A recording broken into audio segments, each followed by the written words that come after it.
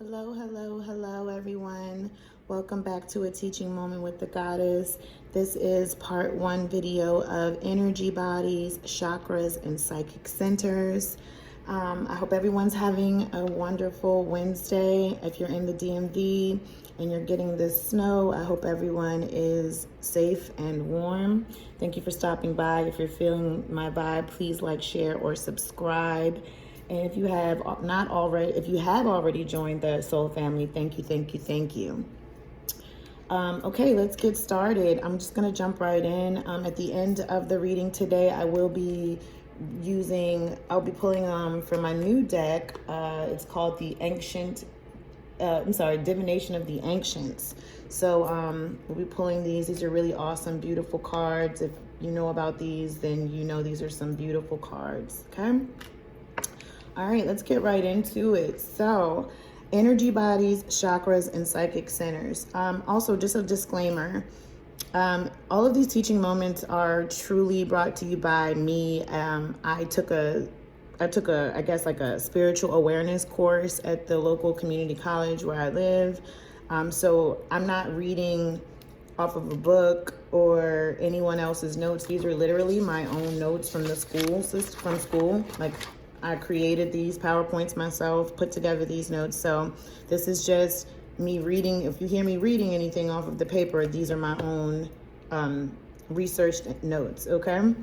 So in getting into the energy bodies, chakras, and psychic centers, some of the things that we're going to be discussing is going to be introducing the human energy system as it relates to the endocrine system, or your endocrine glands. And to be specific, we're going to be discussing the electromagnetic spectrum, which is like the color spectrum, and radiation. We're going to be exploring energy medicine and the human energy field, or your own electromagnetic field.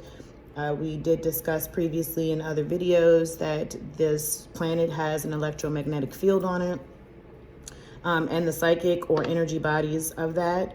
I'm going to introduce to you, if you're not already aware, of the chakras and the psychic centers. We're going to explore the seven main chakras, which everybody knows about those basic seven main chakras. And believe it or not, if you're unaware, we're going to be exploring the 12 so-called psychic centers, right? They're like spiritual centers. So in reality, there's actually more than 7 chakra centers, or psychic centers, if you will.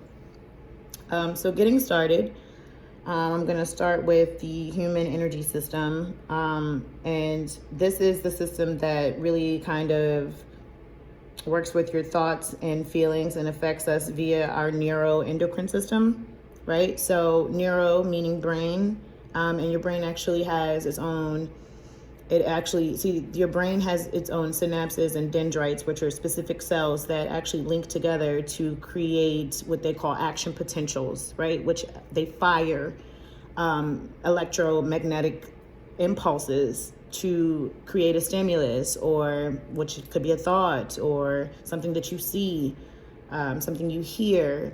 It's even more deeper than that. You know, your brain, as well as your spinal cord and your heart, actually carry electro gradient potentials, as well as chemical gradient potentials. They're called action potentials. So, and going deeper within the endocrine system, your endocrine system can be affected by certain things like overeating and drinking, which will affect your pancreas and your liver. Anger, which tends to affect the adrenal glands and the liver and kidneys. Lust and spite, which can disturb the heart. Envy affects the pancreas, the liver, spleen, and the pineal gland. Jealousy disturbs the pancreas, the solar plexus, and the thymus. Being stingy or, selfish disturbs the thymus, and fear disturbs the thyroid gland. Okay, so your major endocrine glands obviously are your pituitary gland, your pineal gland, your thyroid gland, your thymus, your adrenal glands, your pancreas, the ovaries, and the male gonads, or the testes, right? So these are some of the things that can be affected through thoughts and feelings via your neuroendocrine system, right? Now we're gonna go deeper into physics and energy. Quantum physics is something that I'm just now starting to try to get into. It's a very interesting but very tedious topic to understand. But it does explain a lot about what I just discussed as far as your brain, your heart, and your spinal cord as they work in tandem to create an electromagnetic field or even an aura, right? Like, this is the energy that you actually give off even in a physical sense. The science of physics has shown that everything is made up of energy, right? Which is what I was just saying. Quantum physics actually teaches that there is no difference between energy and matter. And there are many forms of energy: thermal energy, electrical energy, magnetic energy, nuclear energy, sound energy, radiant energy, and of course the chemical energy that I discussed about your chemical gradients and your electromagnetic gradients that happen across your brain synapses, your heart, and your spinal cord. There are many, the light and color are part of the electromagnetic radiation or EM radiation spectrum, right? In which this discusses that all the colors that we see or certain colors that actually make up your energy field. Visible light or optical spectrum of light is that portion of the EMR that's visible to the human eye, right? So actually people can see the energy around you and what colors you actually give off in your electromagnetic radiation spectrum, aka your aura. So in explaining the electromagnetic radiation or EMR, it's a form of energy that exhibits wave-like behavior as it travels through space, right? So having both electrical and magnetic field properties as a human being, but a being, right? And if you've viewed my previous videos, then you know that you are a being, right? A multidimensional being, and you are made up of energy. So again, having both electrical and magnetic field properties can be generated by living tissue. We're actually considered living tissue. Your electromagnetic radiation is classified according to the frequency of its own waves. So again, that goes back to the trying to understand quantum physics as it relates to the electromagnetic radiation spectrum, since we are energy and matter. And if you're made up of, since everything's made up of energy, it explained that would more further explain why your electromagnetic radiation is classified through a certain wave or frequency. That's why you can be in a low vibration, and there's a color for that. You could be, maybe the color's red, because we do understand that in the basic form of your 7 chakras, your root chakra is the lower half of your, I guess you would say, where at the seat of the soul, at the very base of the Kundalini, and it's red. So, and red can sometimes signify lust and anger and things of that nature. So, and you could be in a low vibration or frequency and give off the electromagnetic radiation or aura of red. And that's just an example or how I would explain it, right? So, again, in discussing the frequency as a wave, frequency is a number of cycles, right? Or seconds in the case of megahertz. That's why, or gigahertz. That's why it's encouraged in the in the world of spiritual teachings to actually listen to certain megahertz frequency music, okay? And when you think about sound and waves and frequency and how sound waves have its own frequency, then you think about the human ear. And if you know anything about the human ear and how it has an eardrum, but deeper than that, the actual human ear creates equilibrium and homeostasis within your physical human makeup. Basically, it carries sound waves through a certain part of your ear in order to keep you balanced, so you don't fall over and stuff. But the power of sound waves and the power of your ears, the inside of the way God made your body and made your ears be able to connect to your brain via certain nerve endings that help trigger action potentials in your brain when you hear certain things. That's why you're encouraged to listen to certain gigahertz or certain frequency music, because it actually creates a frequency or vibration within your soul. So again, the number of cycles or seconds in the case of megahertz or gigahertz is billions of cycles per second, right? That example is 1 hertz means an event repeats once a second, right? So it's power behind the frequency of color and sound. And your soul understands this. Your psychic centers, they relate to it. It can relate to, frequency and vibration through what you see and what you hear, creating its own electromagnetic field radiation spectrum within you, or around you, should I say. Right? So energy medicine and healing, it can be, I guess they call it EM, right? Has been defined as a branch of integrative medicine that studies the science of therapeutic applications of subtle energies. Again, with the megahertz, again, with the subtle energy as the medicine. It's a term that typically is used to refer to as the human energy field, again, but it is considered the electromagnetic in nature. So again, back to understanding that your electromagnetic needs healing, electromagnetic field would need healing, and it can be done through energy. So again, EM is that any physical or emotional difficulty that we face has a counterpart in our energy system, and it can be treated at this, at a certain level. Energy psychology suggests that a field of innovative psychotherapeutic strategies that balance, restore, and enhance the human functioning by stimulating or otherwise affecting the human energy field. This is why spiritual healing can be obtained through things that carry sound, things that carry energy, that's why you get so much energy, vitality, and healing from the sun rays. Even when you look at them, when you look at the sun, they tell you not to glance at the sun, but in all actuality, it's really good for energy medicine, in consideration that you are made up of energy and that your psychic centers respond to sound frequency waves, again, and color waves. Okay, so let's go a little bit deeper, right? Again, continuing with my energy medicine, energy medicine practices, most of the time that you get to interact with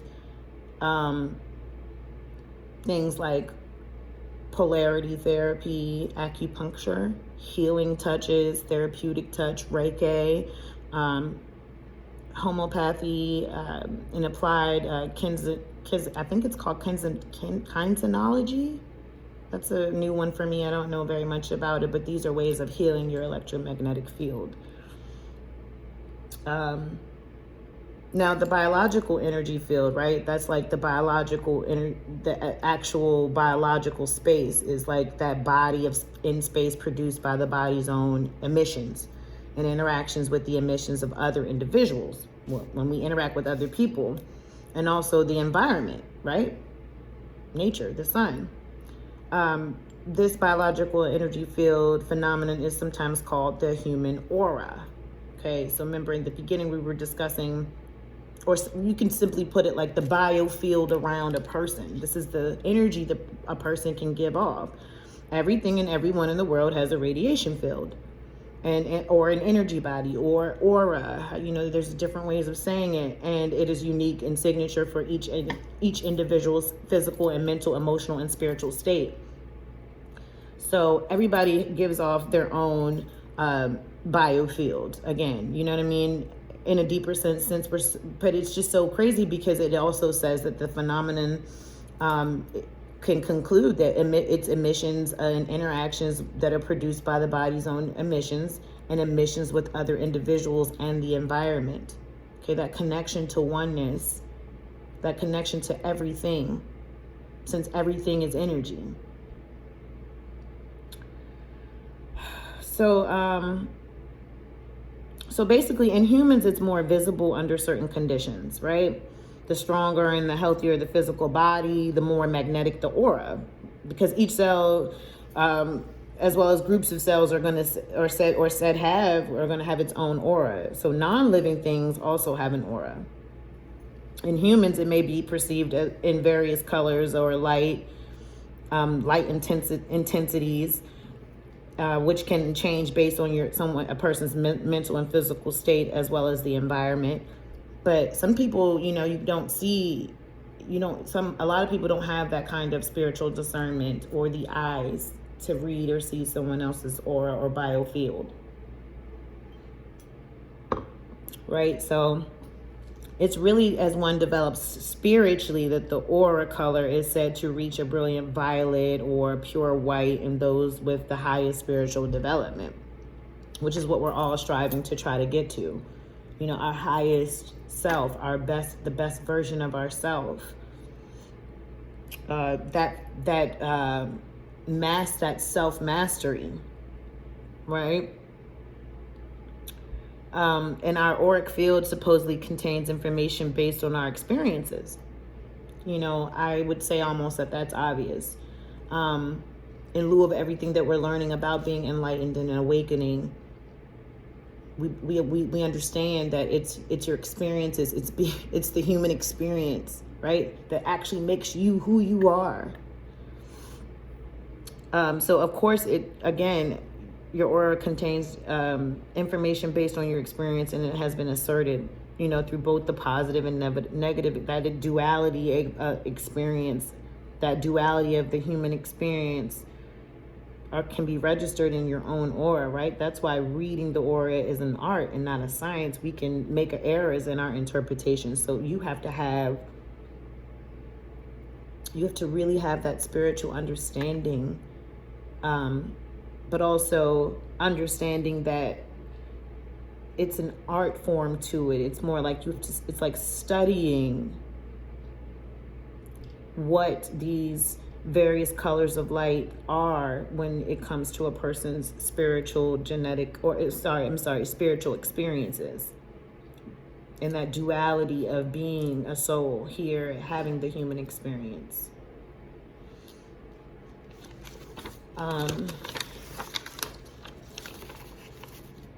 Now, I wanted to discuss how when we look at, there are like certain, I wish I could pull it up on my screen, when we look at certain pictures over time in history, there's always like a halo created around certain, around people or figures, especially in the religious or biblical paintings.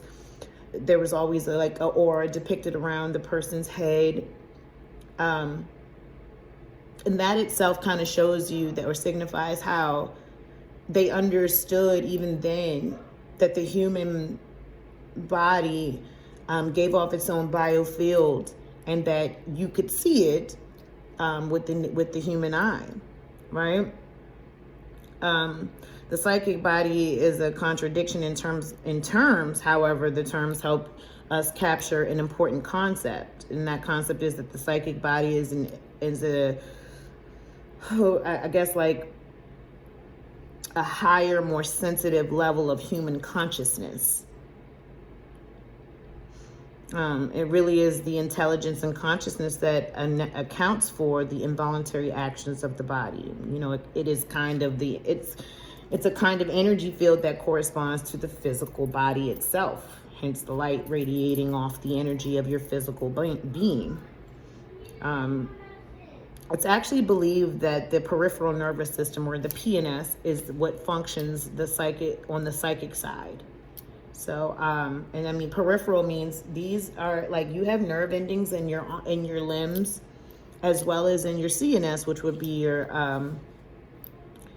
CNS, which would be your cerebral your cerebral nervous system. So both PNS and CNS and the SNS, which is your sympathetic nervous system, right? That's you have your parasympathetic, and your somatic. So these are nervous systems that help generate action potentials through cells. Right? Each cell is connected to another cell that communicates through energy and chemicals at some point. But right now, it's also believed that your subconscious mind uses the sympathetic nervous system to carry out commands of the psychic body, right? So with that being said, again, it just goes back to the fact that electricity is being used through the cells in your body, and that they generate their own energy, so much so that it can create a frequency and a biofield energy of an electromagnetic radiation spectrum that gives off a color. How awesome, you know? So just before we end on the beginning of this amazing topic, the energy, I want to touch a little bit on the energy bodies, and just, we're just going to just start getting into that. Typically most people understand that you have 7 energy bodies. And they are, your physical body, which is all physical sensation. You have your emotional body, which is all emotions. You have your mental or intellectual bodies, which is your thoughts. And then you have your astral body, which is your first level beyond the 3-dimensional reality, which is this reality we're in now. But we're actually moving into the 4D, right? Then you have your etheric body, which is the first level in the spiritual realm. Excuse me. And then you have your celestial body, which is the realm of light that holds our future.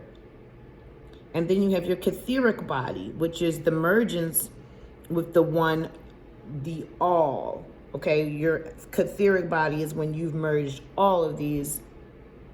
So again, notice how I said you have 7 energy bodies, right?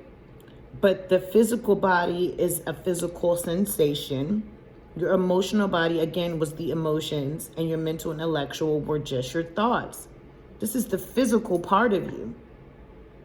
Your astral body is that first, and so is really that first level beyond the 3rd-dimensional reality. So whatever level beyond this reality is your astral body. That's why you can have astral projections and lucid dreaming and things like that in like a 4D reality.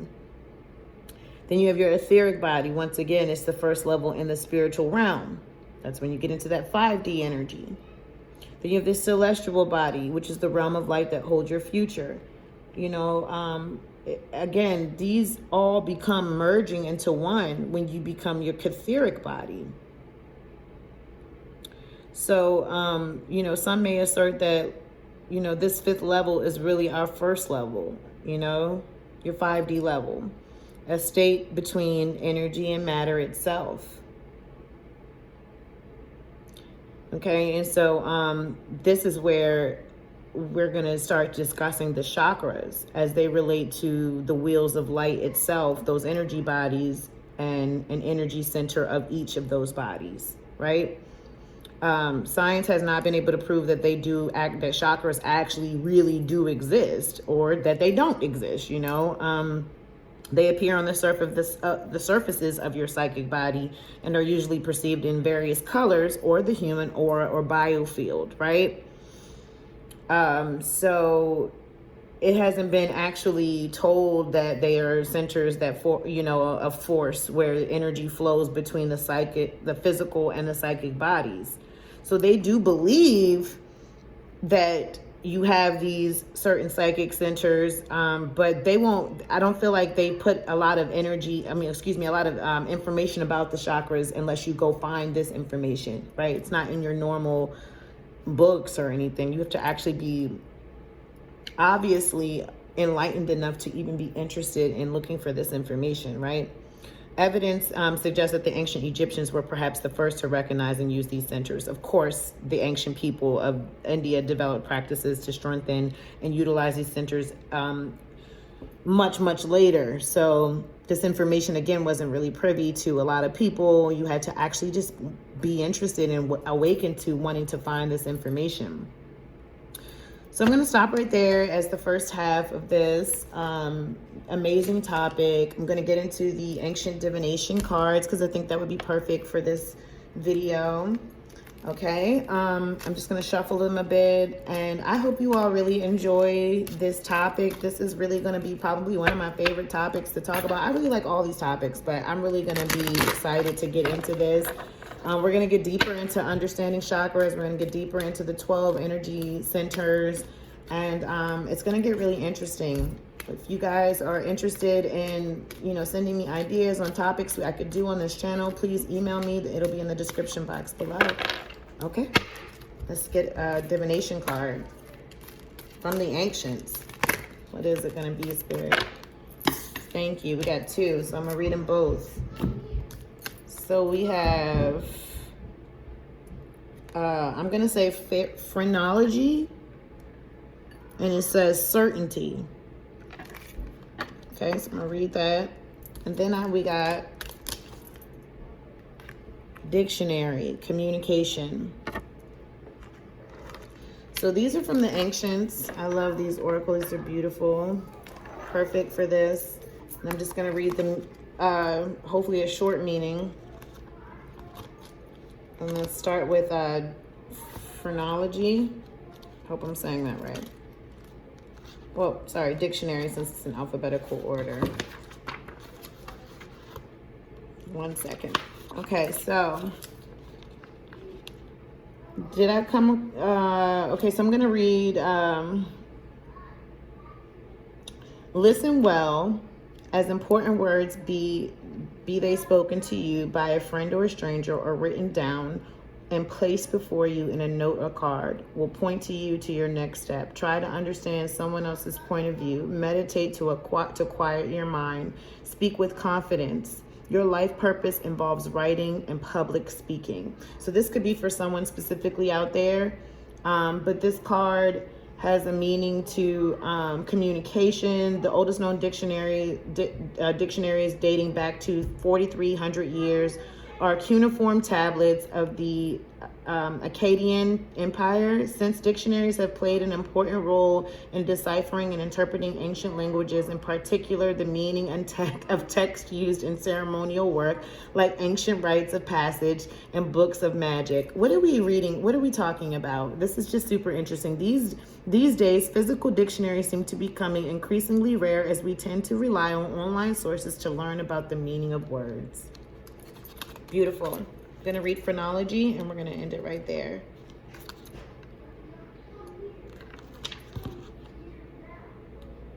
Okay. Certainty.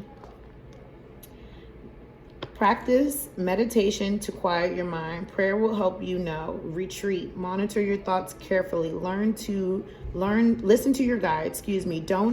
Don't dive straight into a situation. Make sure you are certain of all the facts. Certainty will prevail.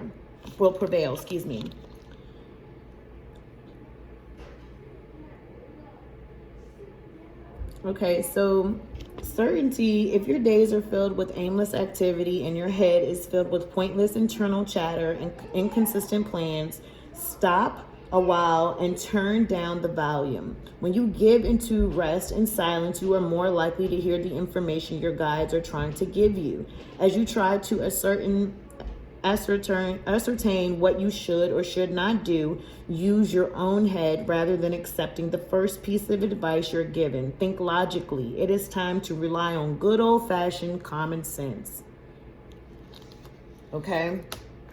Certainty. Be certain about who you are, what you're doing, what you believe, right? And don't let yourself be swayed by others. Okay? And let's all use good communication.